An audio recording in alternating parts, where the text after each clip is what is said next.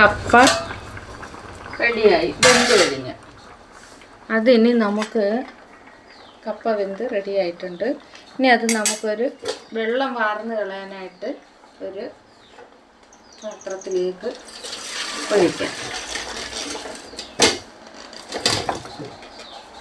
വെള്ളം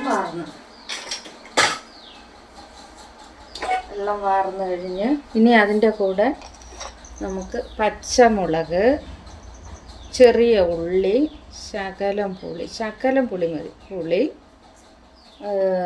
ഉപ്പ്, ഇതെല്ലാം കൂടെ ജാറിലിട്ട്